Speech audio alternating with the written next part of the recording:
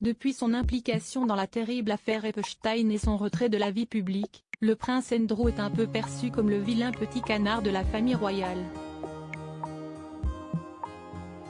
Aussi, depuis que son frère, le roi Charles III, lui a demandé de quitter son manoir de Royal Lodge pour investir Frogmore Cottage, les tensions sont d'autant plus vives. Si le prince Harry s'est mis toute sa famille à dos depuis qu'il a décidé de quitter la monarchie britannique, il n'est pas le seul. Impliqué dans l'affaire Epstein depuis 2019, le prince Andrew, avant-dernier enfant de la reine Elisabeth II et du prince Philippe, n'est pas non plus en bons termes avec les membres de sa royale famille.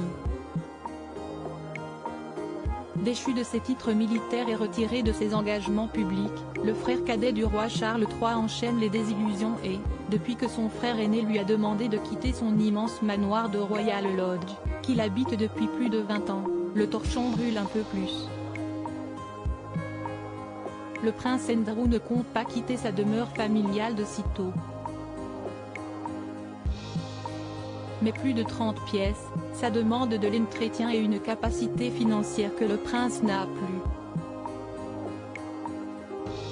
Comme l'ont révélé nos confrères britanniques du Mail on Sunday, le roi Charles III a supprimé la subvention annuelle de son frère cadet. Aussi, ce dernier est invité à quitter le Royal Lodge, avant septembre 2023, afin de le laisser au prince William et d'investir Frogmore Cottage, ancienne demeure du prince Harry, désormais libre. Mais il semblerait que le père de Béatrice et Eugénie d'York ne soit pas du tout d'accord avec cette décision. Aussi, il demande des pourparlers avec le roi.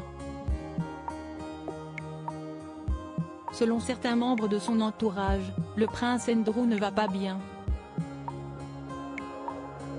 Il refuse de bouger du Royal Lodge. Il est de mauvaise humeur et s'estre plus. Il est si fragile. Il refuse de voir qui que ce soit. Si est sa maison familiale depuis 20 ans. Est-ce vraiment judicieux de le virer? Déplore un ami anonyme. Des pourparlers en négociation selon cette même source, Andrew d'York aurait même peur que la famille royale envoie les services publics pour le déloger de chez lui. Dévasté, il ne cesserait de demander audience à son frère afin qu'ils puissent en parler entre eux au lieu de passer par des hauts fonctionnaires. Une demande pour l'instant restée sans réponse. Pourquoi ne pas simplement s'asseoir et parler? Se demande toujours la même source anonyme. Mais une simple discussion pourrait-elle vraiment régler le problème? Si est en tout cas ce que pensent Andrew et ses proches.